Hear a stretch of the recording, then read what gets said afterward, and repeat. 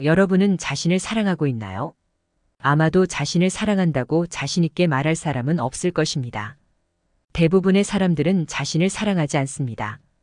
우리는 왜 그렇게 자신을 사랑하지 못하는 어른으로 자라난 것일까요? 도서 있는 그대로의 나를 사랑하라 치유를 통해서 알아보겠습니다. 저자 루이스 헤이는 어린 시절 부모님의 이혼으로 경제적으로 어려움을 겪었다. 어머니는 재혼을 했지만 모녀는 새아버지의 폭력에 시달려야만 했다.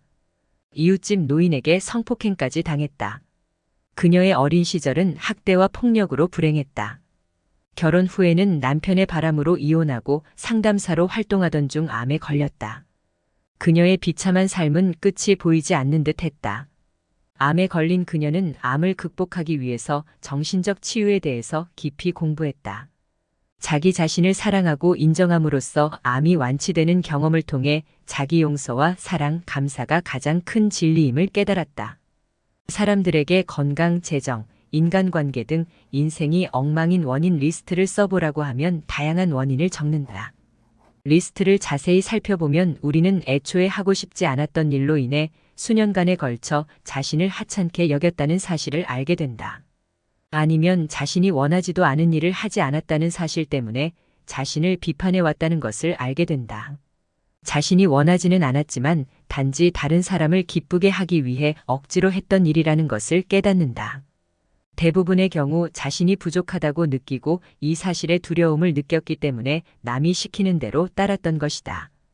저자는 겉으로 드러난 문제가 무엇이든 간에 사람들과 다루는 것은 단 한 가지, 바로 자신을 사랑하기라고 한다. 자신을 사랑하는 것은 자신을 존중하고 몸과 마음에서 일어나는 기적에 감사하는 태도다. 자신을 사랑하기 위한 훈련을 하기 위한 간단한 방법이 있다. 조그만 거울을 들고 자신의 눈을 들여다본 다음 자신의 이름을 말하고 나는 너를 있는 모습 그대로 사랑하고 받아들인다. 라고 말하는 것이다. 단순한 훈련법이지만 효과는 강력하다. 우리는 자신이 부족하고 자격이 없다고 생각하며 자신을 사랑하지 않는다. 이것이 모든 인생 문제의 근원이다. 우리가 하는 생각과 말이 우리의 미래를 만든다. 인생은 매우 단순해서 우리는 주는 대로 받는다. 우주는 우리의 생각과 믿음을 전적으로 지지하며 우주의 힘은 결코 우리를 판단하거나 비판하지 않는다. 우리는 대부분 어리석은 자화상과 정형화된 삶의 틀을 갖고 있다. 어렸을 때 그렇게 배웠기 때문이다. 어른이 되어서 부모님이 어렸을 때 우리를 대한 대로 타인과 관계를 맺는다. 부모에게 사랑을 받지 못한 사람은 어른이 되어서도 자신을 사랑하지 못하고 힘들어한다. 살아가는 동안 부모님을 원망하면서 마치 우리가 죄 없는 희생양인 것처럼 생각한다.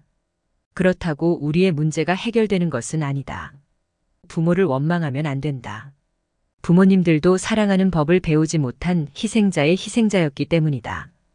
중요한 것은 영혼이었을 때 우리는 우리의 부모를 직접 선택한다.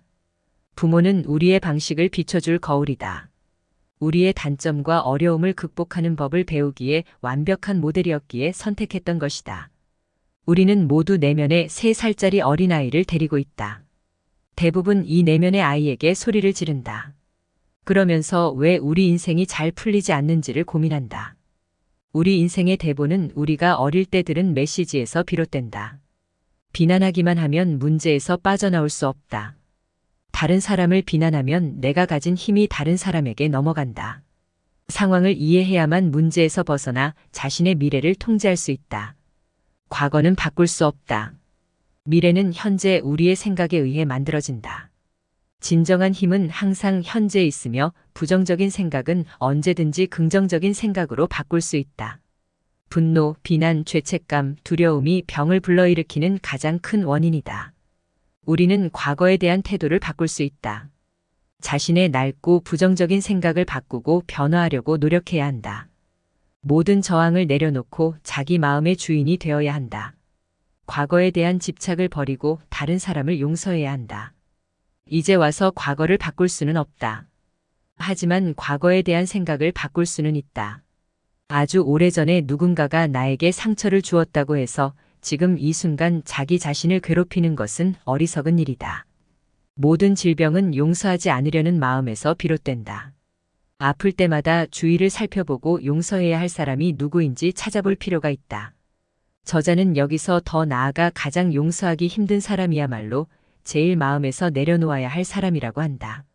자신의 모습을 있는 그대로 받아들여야 한다. 자신의 어느 부분이 이상하다고 생각하면 많은 경우 그 이상한 점이 바로 우리의 개성이다. 우리는 다르게 만들어졌다. 이 사실을 받아들이면 다른 사람과 비교하거나 경쟁하는 일도 없을 것이다. 있는 그대로의 자신을 사랑하고 인정할 때 인생의 모든 일이 술술 풀린다. 자신과 자신의 몸을 사랑하는 사람이라면 절대 자신이나 남을 학대하지 않는다. 저자는 우리 자신이 몸의 병을 만든다고 생각한다. 몸도 내면의 생각과 느낌을 비춰주는 거울이다. 책 후반부에는 몸의 병을 만드는 정신적인 유형 목록과 새로운 사고방식, 건강해지기 위한 자기 긍정이 질병별로 자세히 소개되어 있다. 우리 몸에 생긴 병의 원인을 알아볼 때 참고가 될 만한 단서를 제시해준다. 흥미로운 내용 몇 가지만 살펴보겠습니다. 속으로 두렵고 보호받을 필요가 있는 사람이 과체중이 된다. 두렵거나 안정감이 없거나 나는 부족하고 자격이 없다고 느끼면 자신을 보호하기 위해 체중을 불리게 된다. 뚱뚱하다고 자신을 깎아내리고 음식을 먹을 때마다 죄책감을 느끼고 몸무게가 늘 때마다 신경을 곤두세우는 행동은 시간 낭비이다. 체중만 빼는 다이어트는 효과가 없다. 정신적인 다이어트를 해야 한다. 뚱뚱해서 자신을 사랑할 수 없다고 말하지만 사실은 자신을 사랑하지 않아서 뚱뚱해진 것이다. 자신을 사랑하고 받아들이면 체중도 줄어든다. 목과 목구멍은 신체 중에서 가장 매력적인 부분이다. 목은 다른 사람의 관점도 고려할 수 있는 사고의 유연성을 대표한다. 목에 문제가 있다는 것은 대부분 우리가 상황에 유연하게 대처하지 못하고 있다는 뜻이다. 목구멍은 원하는 것을 요구하기나 자신에 대해서 말하기 등 자신을 대변할 수 있는 능력을 나타낸다. 목구멍에 문제가 생기면 보통 우리가 어떤 일을 할 권리가 없다고 느낀다는 뜻이다. 그래서 자신이 원하는 바를 당당하게 말하기 부끄러워한다. 목구멍이 따가우면 틀림없이 화가 났다는 뜻이다. 후두염에 걸리면 당신이 말로 설명할 수 없을 정도로 화가 많이 났다는 뜻이다. 편도선염이나 갑상선염은 창의력을 제대로 펼치지 못해서 자신이 원하는 대로 하지 못해서 생긴다.